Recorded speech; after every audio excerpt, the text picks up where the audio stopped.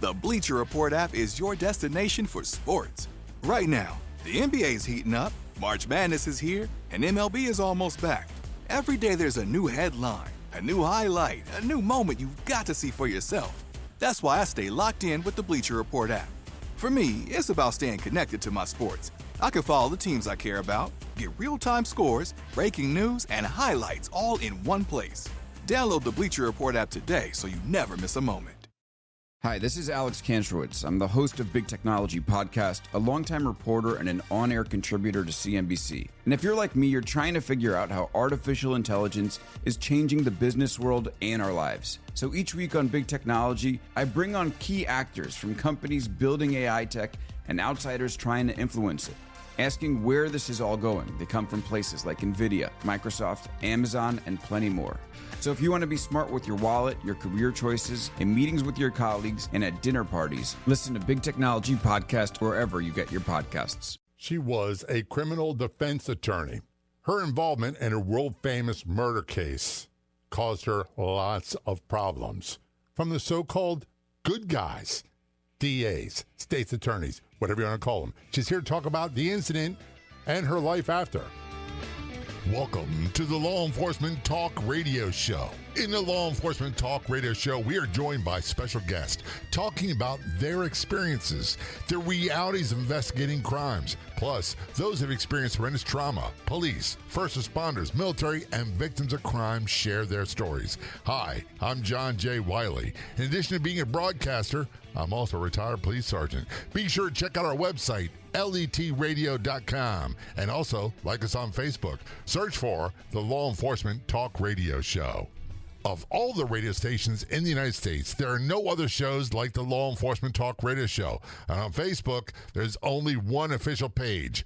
Do a search on Facebook for the Law Enforcement Talk Radio Show, and be sure to like the Law Enforcement Talk Radio Show Facebook page. Contact us from Colorado. We have Iris Eytan on the Law Enforcement Talk Radio Show. Iris is a former lawyer, criminal defense lawyer. We'll talk about her status and how to address that now, because I'll be honest with you, I don't know. Her website is protectethicalprosecutors.org, and she was a defense attorney, criminal defense attorney for 28 years. Iris, thanks for being a guest on the Law Enforcement Talk Radio Show, telling us all about this. It's very much appreciated. Thank you. I'm happy to be here. It's good to have you here, too. And by the way, this is nothing personal. I am not a big fan of attorneys. And when I say attorneys, that means defense attorneys and prosecutors. I've had my go with both of them. As a Baltimore cop, trust me, you don't want to put your life in the hands of attorneys. I'll just say that. I understand that. I think that a lot of people feel the same way you do, actually. And without beating a dead horse, I don't want to get on a soapbox, but a lot of attorneys want to becoming politicians, and they write laws that benefit attorneys, and they don't benefit regular people. And I have a big problem with that. And I'll just say this. The prosecutors, most of them I dealt with, were really good. Most of the defense attorneys, especially the states, not the defense attorneys, but the defense attorneys that were assigned by the courts, were phenomenal. They taught me how to be a better testifier in court. They were really good. They were very ethical people. Public defenders is the word I'm looking for. Yeah, you are. You're looking for public defenders who are court-appointed when people don't have the resources to hire their own lawyer. So you were a lawyer for 28 years. Are you practicing law now? No, I started off as a public defender, actually, like you were talking about. And then I practiced criminal defense in different aspects. And then now I no longer am a criminal defense lawyer. I still practice civil rights, but I don't practice criminal defense anymore. I don't blame you. First of all, the clientele, pardon me, sucks. Well, I have to, push back with you on that, because I feel very much see the human side of anybody, no matter what they're charged with. And I say the same thing too until they shoot at me, and then guess what? It's hard for me to look as a human being with feelings. Yeah, right. I mean, of course, you're looking at it from the end of where you're at, which is, from public safety. And I understand that. My experience has been I became a lawyer because I wanted to help people. I didn't become a criminal defense lawyer so I could, as people think, get people off. No. That was never my intention. It's the same reason I became a cop, because I wanted to help people. I wanted to be a priest first, and I decided that priesthood was not a calling for me. That whole celibacy thing I had a problem with. But police work allowed me to do a lot of great things to help people, and that's the reason why I did it. Yeah. And very, very little of the job was about arresting people. And even those you did arrest, the vast majority of them were not hardcore criminals that would cause you a problem.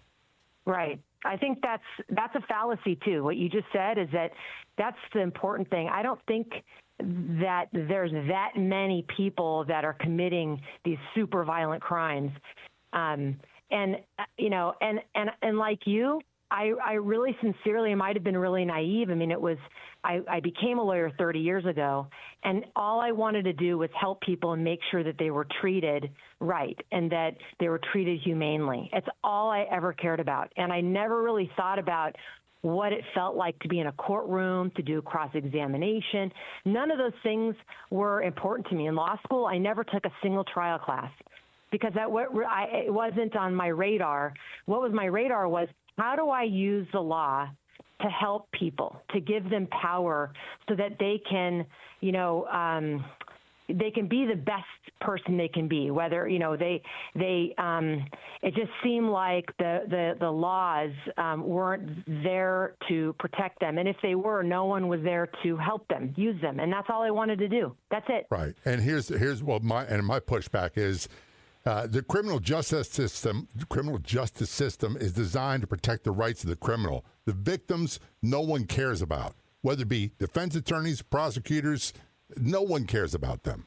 And their welfare, and that's been my experience. And we both got in a job for the same reasons. And the thing is, as much as people would love to feel there's a lot of animosity towards police and defense attorneys, there is not. At least it wasn't in my case. Mm-hmm. I mean, I think it's interesting that you think that the system protects the people that are charged more than they protect anybody else. Yep, they do. And at least in Maryland, they did. I mean, I feel that all the power, and I don't call it a justice system because I don't think it's just. I think you probably agree with that. There is, yeah. Yeah, there's not. And from no matter what angle you're looking at it from, I think, I call it a criminal legal system because that's factually what it is to me, right? But I think that the legal system, I think the power is all sits with one single entity, and those are prosecutors. Sure. They have more power over cops. They have more power over the accused. They actually have more power than judges. Yep. And they also usually have total immunity from prosecution. They can't be held responsible for what they do. Well, that's kind of where we're going to end up at the end of this, which is exactly right. They are, cops can be sued for when they commit wrongdoing. Right, and they should. And they should. And same for criminal defense lawyers, and same for every other lawyer that exists in the United States. But the only lawyer and court actor that you cannot be sued and is not held accountable is a prosecutor. Right. And so their power is immense, right? Because prosecutors, as you know, get to decide. You bring them a case, right? John, you bring them a case, say, hey, I think this guy should be charged. And they get to decide who, where, when, what, and how that person's going to get charged. And my biggest complaint, Iris, was that we were and I had a great conversation with my wife earlier this morning, that you go to war with the army you have. You build a case, not the army you want, the army you have. You build a case with the evidence that's presented, and we take it to the state's attorney. In my case, it's called state's attorneys, so district attorneys, and they would decide whether they want to prosecute or not. And a lot of them, they wouldn't prosecute unless they felt they could win. And the win was usually in the form of a plea deal. It wasn't even a trial. Right. Well, that's right. And I mean, you work your case up with the evidence that you have, and then they get to decide, okay, am I going to be able to make a conviction or not, right? Right. And as you know this, but like statistically, 98% of cases get plea bargained, right? Right. Most of them do. So that means most do, right? So that means that most of the evidence is never tested, right? So because if you plea bargain a case, you're not testing the evidence in the case. So whatever you bring, your interviews and the evidence that you bring towards the DNA or whatever it is that you bring from the labs, it's never really getting pressure tested, because all that's getting tested is the will of the accused, right? Is, should I take this plea bargain that is going to escape me from these mandatory sentencing rules? And on that note, let's take a short break. Yeah. We're going to return our conversation with Iris Eytan in just a moment. She's a criminal defense attorney, practiced for 28 years. Her website now is protectethicalprosecutors.org. That's protectethicalprosecutors.org. This is the Law Enforcement Talk Radio Show. When we return, we're going to start talking about a world-famous murder case that had a huge impact on her. If you want to be a guest on the Law Enforcement Talk Radio Show, simply contact us. It couldn't be easier. You can send us a message on Facebook. Look for and like the Law Enforcement Talk Radio Show page, or email jay@letradio.com. That's JAY@letradio.com. Hey, it's Howie Mandel, and I am inviting you to witness history as me and my Howie Do It gaming team take on Gilly the King and Wallow 267's $1 million gaming in an epic Global Gaming League video game showdown. 4 rounds, multiple games, 1 winner, plus a halftime performance by multi-platinum artist Travie McCoy. Watch all the action and see who wins and advances to the championship match against Neo right now at globalgamingleague.com. That's globalgamingleague.com. Everybody games. Hi, this is Alex Kantrowitz. I'm the host of Big Technology Podcast, a longtime reporter and an on-air contributor to CNBC. And if you're like me, you're trying to figure out how artificial intelligence is changing the business world and our lives. So each week on Big Technology, I bring on key actors from companies building AI tech and outsiders trying to influence it, asking where this is all going. They come from places like NVIDIA, Microsoft, Amazon, and plenty more. So if you want to be smart with your wallet, your career choices, in meetings with your colleagues, and at dinner parties, listen to Big Technology Podcast wherever you get your podcasts.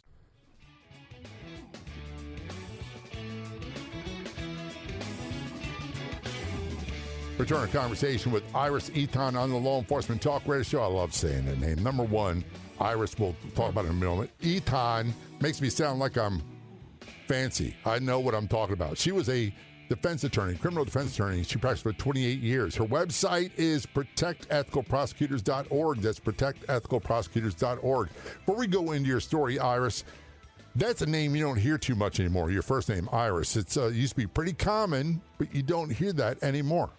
No, you don't. I don't know if it was ever common. Do you?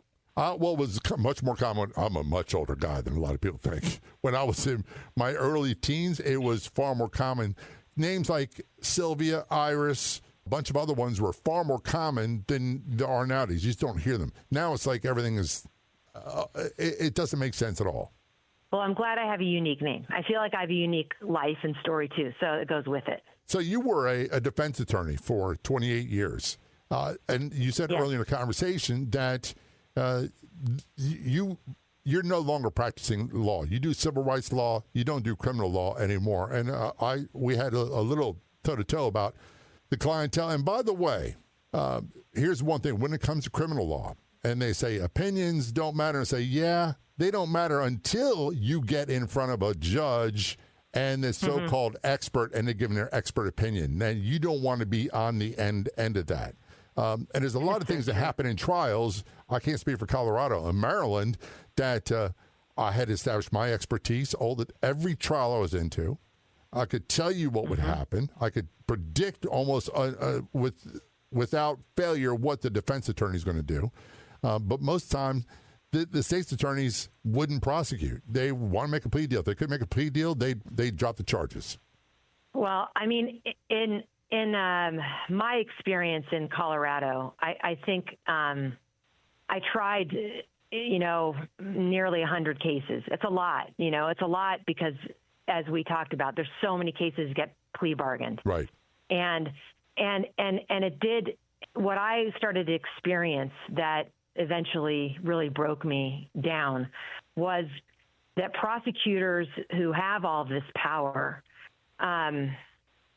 they would coerce plea bargains when they knew, one, there was evidence that they didn't reveal that showed someone else committed the crime.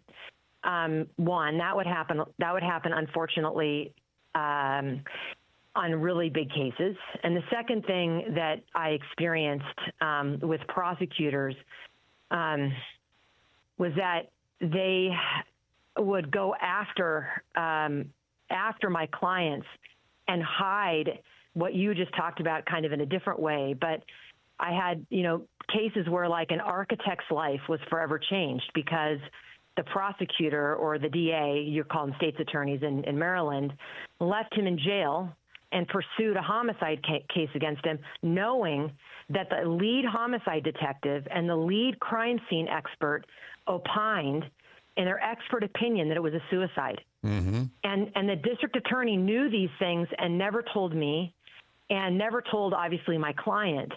And he walked through being in jail and losing his career, his reputation, his house, everything, because his prosecutor was bent on getting a win and wanted to win at all costs and getting a notch on his belt, and didn't report this. I mean, this prosecutor didn't even call the lead homicide detective to testify in the case. Right. Went through a year of this. And I used to think, John, I mean, see, it's weird, being a criminal defense lawyer, because people think that I hate cops because I'm naturally, right? It's not true. I never walked through, like I said, I wanted to help people. I never thought that anyone was a bad character. I looked at every case new, as if it was, here's a new case, here's a new human being that I'm here to represent, here are the people involved, let me take a look at the facts, what's there, what's not there. I analyzed it not from like a skeptic point of view, like someone must be lying. And I trusted, the most important thing is I trusted the lawyers that I studied with and practiced with all through my career, prosecutors, which are lawyers, and they took the oath to follow the Constitution just like I did. I thought they meant it. Right. Well, the truth is, you found out they don't. Shocked. You found out that a lot of them don't. Right. But I was like, it seems so naive and childish, looking at the world the way it is now, by the way, as you see. But that I was shocked when I encountered prosecutors who wanted to win more than they wanted to do the right thing, and they broke the law. Right. I was shocked that they were going after people, and they broke the law themselves. Here's the thing that you said. So, and we'll return to some specifics in a moment, but one of the things that happens, and I feel bad for the person that was charged with murder, and they lose everything. They lose everything, whether they're not guilty or not, doesn't matter. But their name gets dragged through the mud, through the media. Yeah. And very rare does the media turn around and say, oh, by the way, we made a mistake, they're found not guilty. Exactly. If they do, that's buried. Exactly. Oh, my God, it's so true. And when they say not guilty, John, it doesn't mean innocent. It means not guilty, but they could be innocent as the day is long, but they'll never, ever recapture the dignity they had before. John, I mean, I represented a jail deputy, who worked in the jails, their job. Like they're making sure people are complying in the jails and whatever. They don't carry guns or anything like that, right? Because they're working in the, in the detention center. And his 3 children were devastated by his wife's suicide. And years later, he was charged with her murder. Because the prosecutors went to the grand jury instead of just charging him straight up. So went to the grand jury to kind of get like a backdoor indictment. Well, that's cover your what move that a lot of state's attorneys use. Exactly. And years later, during the trial, I found out through getting a public records request, going and asking a state agency to provide me all the communications that they were having with the district attorney's office.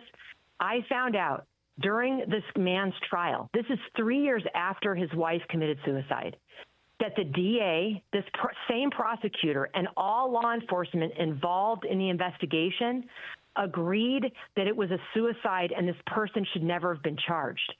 But because the media, like you were just saying, because the media and the family of this woman put so much pressure on the prosecutor to do something. He went to the grand jury and never revealed that he and law enforcement had this opinion. And so this man was acquitted. But guess what? Nothing ever happened to the prosecutor. He's still prosecuting, okay?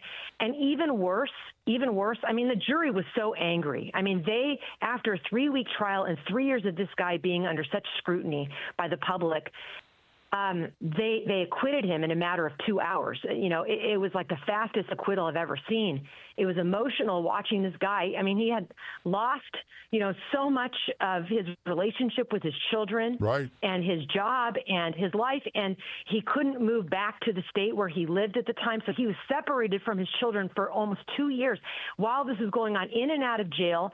And in the meanwhile, what's happening in the news? Oh, Lifetime 48 Hours is publishing hour-long shows about how guilty this guy is based on no evidence that they ever saw. Note, they made it up. We'll return our conversation with Iris in just a few moments. Her website is protectethicalprosecutors.org, and we will talk about that, what her mission is, in a few moments. Don't go anywhere. We'll be right back.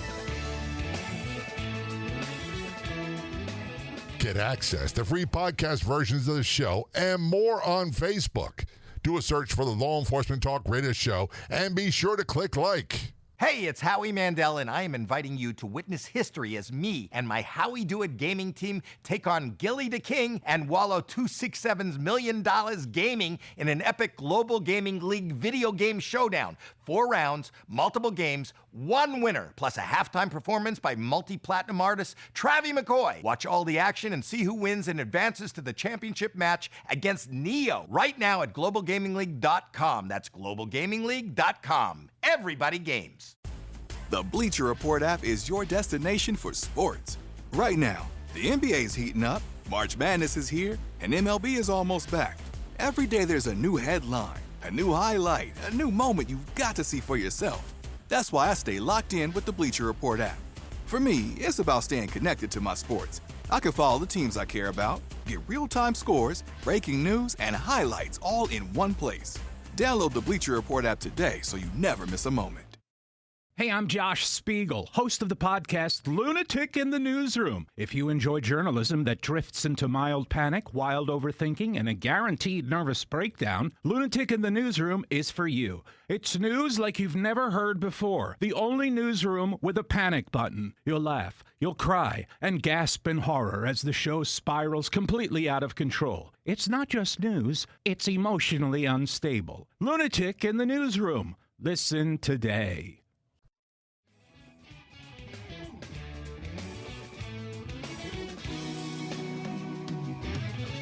Return our conversation with Iris Eytan on the Law Enforcement Talk Radio Show. She was a criminal defense attorney. She practiced for 28 years in Colorado, and she, let's say, became extremely disillusioned, which we'll turn to in a few moments. And her website is protectethicalprosecutors.org, protectethicalprosecutors.org. In the criminal defense system, and I sound like a TV show, can't remember which one it is. You've got the cops. You've got system. Well, we've got police, we've got judges, we've got prosecuting attorneys or district attorneys and defense attorneys and juries and other. Here's the problem. A lot of people don't realize. Number one, I used to be naive too. I used to think, just like you, Iris, the truth will come out. The truth doesn't always come out. Facts, if you're not guilty, they say you have nothing to worry about. You got a lot to worry about if you wind up in front of a judge. Yeah.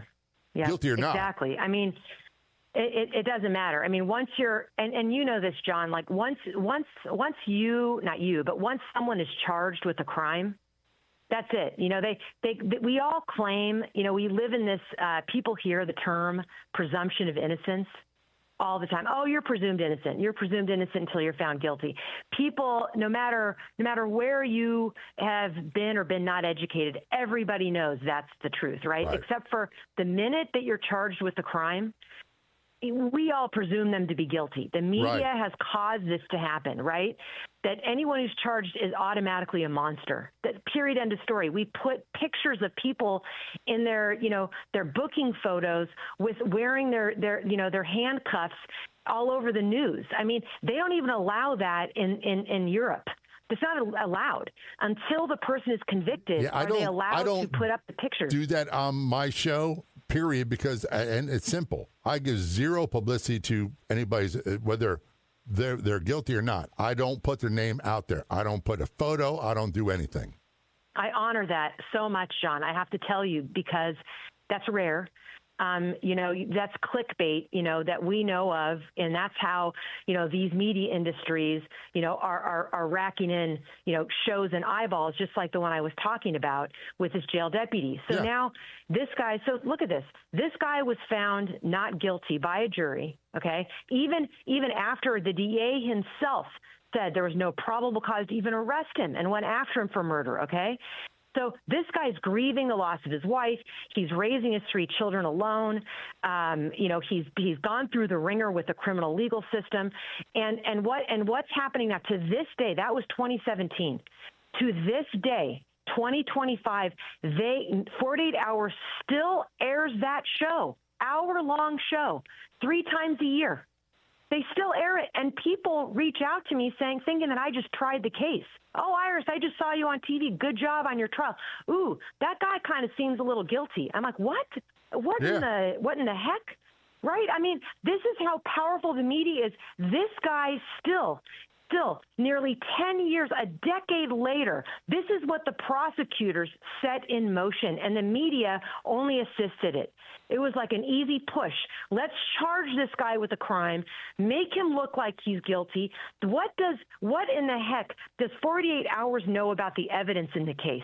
They don't care. And then they continue to reveal this guy as he's a guilty guy. It is horrific and heart-wrenching to me. One of the things that we used to say in Baltimore, and it's pretty much a nationwide thing, and it really applied at the time to print media, newspapers. If it bleeds, it leads. And that's the hook they use. Yeah. And you look at the headlines, and I want to say this right now. News, so true. Whether it be print, whether it be online, whether it be radio, whether it be television, doesn't matter. They're always going to, depending on the audience they want to get, they're going to use the most inflammatory statements first. So, for example, cop shoots man who ran from car. They don't talk about, like there's a case in Key West, Florida. This guy had multiple DUIs, multiple. He knew he had a problem with alcohol, and yet he drank anyway. When the police got behind him, went to pull him over, he decided to run in the car. When they had a wreck, he decided to run and flee. Then he decided to fight the police, and he wound up getting shot and killed. No, there's a lot of things this guy could have done beforehand that would have prevented all this stuff from happening, starting with not drinking and driving.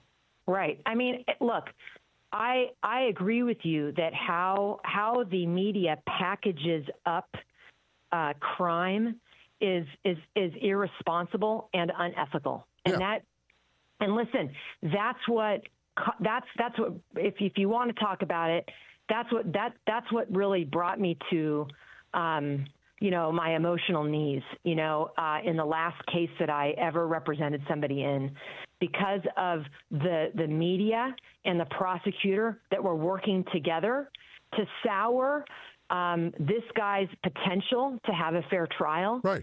And to ruin his life, and only to elevate the DA and the media, to give them high ratings and give her a stage, this prosecutor, a stage, maybe perhaps to elevate this person so she could run for higher office.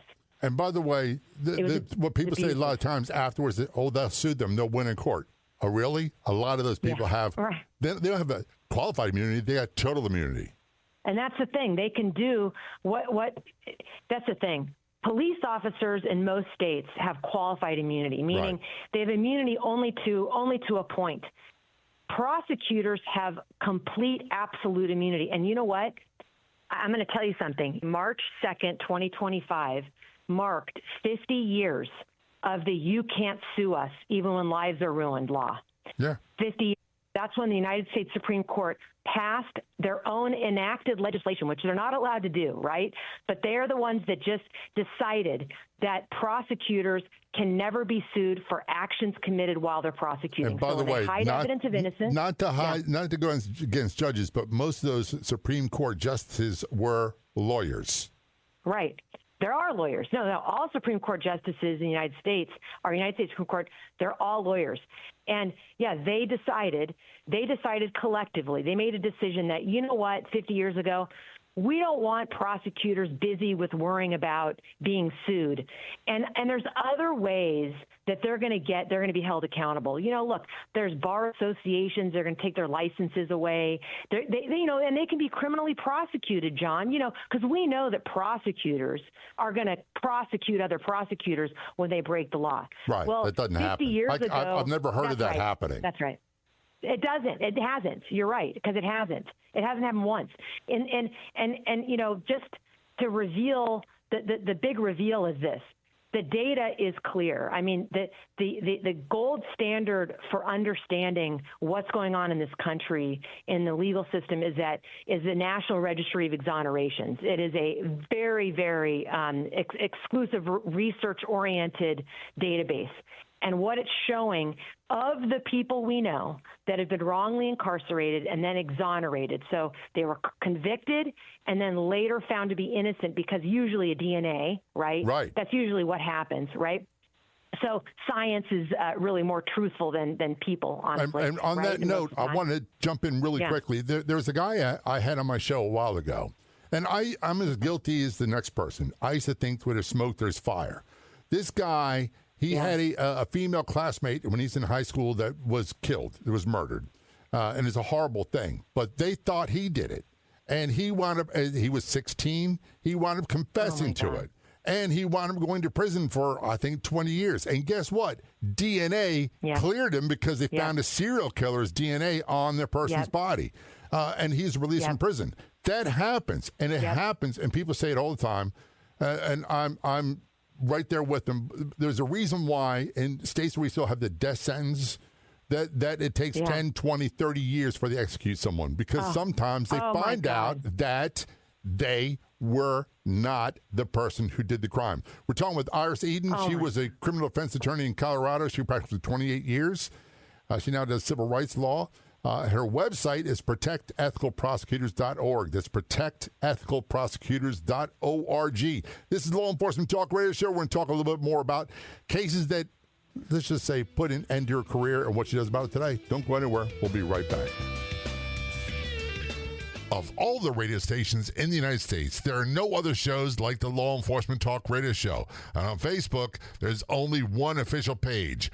Do a search on Facebook for the Law Enforcement Talk Radio Show. And be sure to like the Law Enforcement Talk Radio Show Facebook page. Hey, it's Howie Mandel, and I am inviting you to witness history as me and my Howie Do It gaming team take on Gilly the King and Wallow 267's $1 million gaming in an epic Global Gaming League video game showdown. 4 rounds, multiple games, 1 winner, plus a halftime performance by multi-platinum artist Travie McCoy. Watch all the action and see who wins and advances to the championship match against Neo right now at globalgamingleague.com. That's globalgamingleague.com. Everybody games. Finding great candidates to hire can be like, well, trying to find a needle in a haystack. Sure, you can post your job to some job board, but then all you can do is hope the right person comes along. Which is why you should try ZipRecruiter for free at ZipRecruiter.com/zip. ZipRecruiter doesn't depend on candidates finding you. It finds them for you. Its powerful technology identifies people with the right experience and actively invites them to apply to your job. You get qualified candidates fast. So while other companies might deliver a lot of hay, ZipRecruiter finds you what you're looking for. The needle in the haystack. See why 4 out of 5 employers who post a job on ZipRecruiter get a quality candidate within the first day. ZipRecruiter, the smartest way to hire. And right now, you can try ZipRecruiter for free. That's right, free at ZipRecruiter.com/zip. That's ZipRecruiter.com/zip. ZipRecruiter.com/zip. Hey, I'm Josh Spiegel, host of the podcast Lunatic in the Newsroom. If you enjoy journalism that drifts into mild panic, wild overthinking, and a guaranteed nervous breakdown, Lunatic in the Newsroom is for you. It's news like you've never heard before. The only newsroom with a panic button. You'll laugh, you'll cry, and gasp in horror as the show spirals completely out of control. It's not just news, it's emotionally unstable. Lunatic in the Newsroom. Listen today.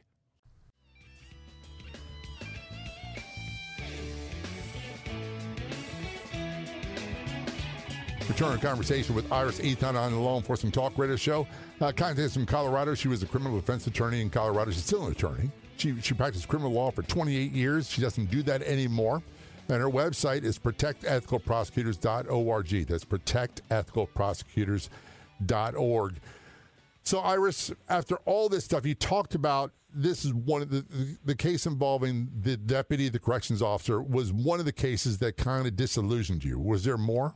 Yeah, there's been a lot, but they added up.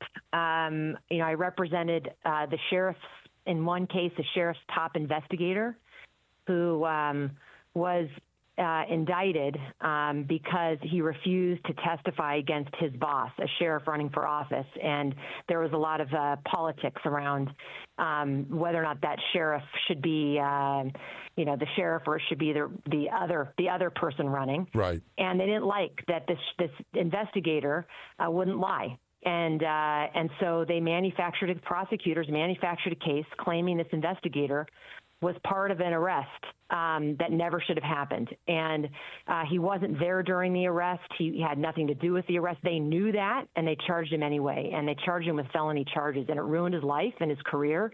He was financially depleted, and his reputation was soured. And, so that case eventually was dismissed under pressure that I was going to take them to trial, and they didn't have any evidence to prove it other than really the evidence that proved he was innocent. And so I'm glad you did that. That case... Me too. And it's like, I represented the jail deputy, and I represented the sheriff's top investigator in another county. And then I represented this man who was a contractor, and prosecutors decided that he had to be the one that committed this murder. And they didn't have any evidence. And they just decided he had to be the one. They had no other suspect. When they filed the affidavit with the court saying this is what we believe happened, there really wasn't any dots that were connecting about why it was him. And what they left out of the affidavit that I found out only a year later, and right before they dismissed the case, over the period of a year, I started finding out what they hid. They hid DNA evidence that pointed to unknown male DNA that was all over the house and in the car that was in the garage where she went missing.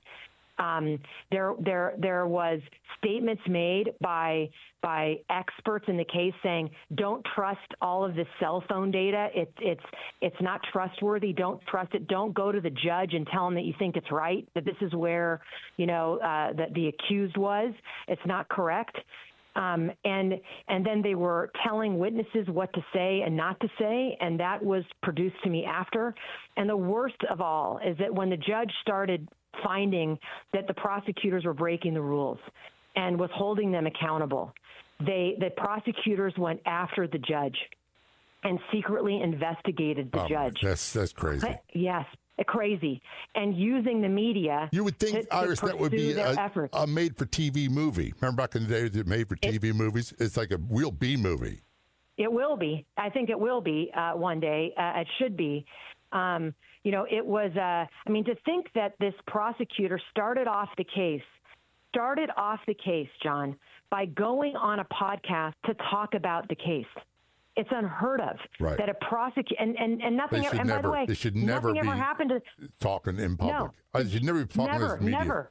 One of the things, and by the way, there's someone that is a defense or a prosecuting / defense attorney. I don't know where their status is now. It's all over the media, and I'm like to my wife, I can't stand this person. I can't stand the way they talk. I can't stand anything about them. I want to revert back a little bit. This is something that you and I are probably going to agree on.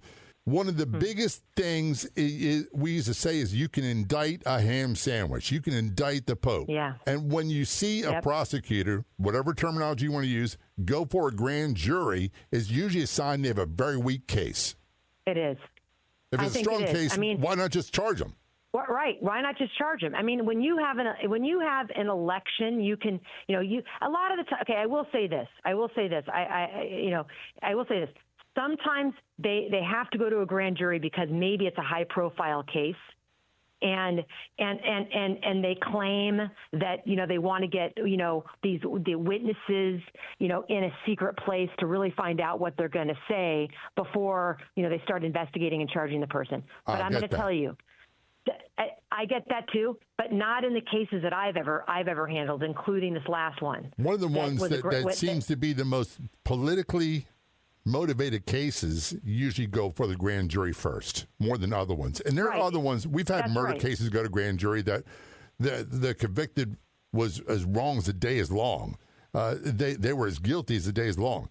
However, especially when you cases with police, use of force, all that, they'll go to grand jury because they can turn around and say, oh, look, they indicted him. It was their choice. Or they let him go. They should know grand. 100%. Right. And John, and this is the thing that when people say you can indict a ham sandwich, this is why. And you and I both know this. But so the defense doesn't get a lawyer. Right. The defendant usually doesn't testify. They can elect to testify or not, the accused, right? And so the prosecution is in a room by themselves deciding what evidence they want to put on and what evidence they don't want to put on. They are not required to put on any evidence of the person's innocence. None. So they don't have to tell the grand jury there's DNA that points to somebody else. They don't have to. There's no requirement. The case will never be thrown out because of that. Never. So the prosecutor gets to tell this grand jury, put on witnesses, by the way, that are usually just like cumulative witnesses. They call that like a summary witness, like, hey, I talked to these 10 people and this is what they said. Right. Okay, that's so the grand jury's hearing this. Yeah, the grand jury can ask questions, but usually the prosecution's in there saying, look, you guys want to keep coming back, every week and hearing this evidence, or like, do you want to move along here? Like, this is just going to take more time. I don't agree with that. The prosecution, it's too one-sided, and the reason why I'm cutting off Iris, we're getting short on time, and I agree wholeheartedly. Listen, if a case has merit and is full discovery, all the evidence is put out there, and you still decide to go to trial, go to trial. Try the thing. And get a jury. Do whatever you do. If it's not, cut them loose. Just end the story. Cut them loose. Agreed.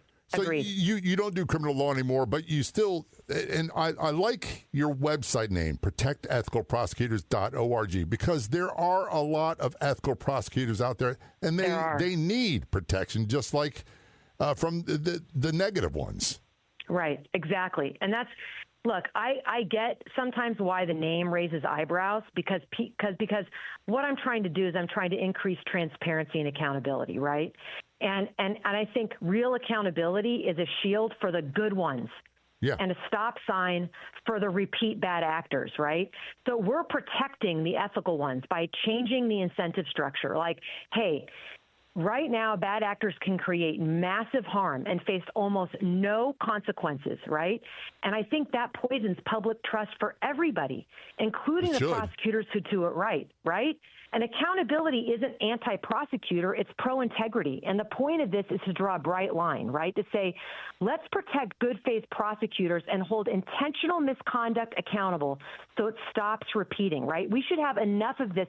35% of exonerations in our country are because of prosecutorial misconduct, because they hide evidence of innocence. Say that again, sister, because that should be an alarming number. There should be a pitchfork number. Yes. Okay. So I'm going to give you the numbers. I'm going to give you three numbers right now, okay? 35% of all exonerations in the United States are a result of prosecutorial misconduct. And the type of misconduct we're talking about is hiding favorable evidence, destroying favorable evidence, putting on false evidence. All right? That's what we're talking about. And of that 35%, that represents 1 12 years of innocent people's lives is the average spent in prison that are innocent, that shouldn't be there. 1 in 16 death penalty reversals are a result of prosecutorial misconduct. People on death row because prosecutors are hiding evidence of innocence and putting on false evidence in front of the jury. Okay? We're out of time on that note. Your website is protectethicalprosecutors.org. That's protectethicalprosecutors.org. Iris, thank you so much for a stimulating conversation and for all you've done. Both very much appreciated. Thank you so much for having me. I'd like to thank our guests for coming on the Law Enforcement Talk Radio Show. The Law Enforcement Talk Radio Show is a nationally syndicated weekly radio show broadcast on numerous AM and FM radio stations across the country. We're always adding more affiliate stations. If you enjoyed the podcast version of the show, which is always free, please do me a favor and tell a friend or two or three. I'll be back in just a few days with another episode of the Law Enforcement Talk Radio Show and Podcast. Until then, this is John J. Wiley. See ya. The Bleacher Report app is your destination for sports. Right now, the NBA's heating up, March Madness is here, and MLB is almost back. Every day there's a new headline, a new highlight, a new moment you've got to see for yourself. That's why I stay locked in with the Bleacher Report app. For me, it's about staying connected to my sports. I can follow the teams I care about, get real-time scores, breaking news, and highlights all in one place. Download the Bleacher Report app today so you never miss a moment. Warning, the following ZipRecruiter radio spot you are about to hear is going to be filled with F-words. When you're hiring, we at ZipRecruiter know you can feel frustrated, forlorn even, like your efforts are futile, and you can spend a fortune trying to find fabulous people, only to get flooded with candidates who are just fine. Fortunately, ZipRecruiter figured out how to fix all that. And right now, you can try ZipRecruiter for free at ZipRecruiter.com/zip. With ZipRecruiter, you can forget your frustrations because we find the right people for your roles fast, which is our absolute favorite F word. In fact, 4 out of 5 employers who post on ZipRecruiter get a quality candidate within the first day. Fantastic. So, whether you need to hire 4, 40, or 400 people, get ready to meet first-rate talent. Just go to ZipRecruiter.com/zip to try ZipRecruiter for free. Don't forget, that's ZipRecruiter.com/zip. Finally, that's ZipRecruiter.com/zip. Every day, the world gets a little weirder and a lot more awesome. Cool Stuff Daily takes a look at everything from mining in space to the latest in the fight against cancer to how AI is, well, basically changing everything. It's all the cool stuff you didn't know you needed to know. Join us for Cool Stuff Daily as we take a quick look at science, tech, and the wait, what stories that make you sound way smarter at dinner. Subscribe to Cool Stuff Daily now because the future's happening fast and it's way too fun to miss. If you like the show, please take a moment to rate, review, and subscribe. It really does help the show to grow. Thank you for listening.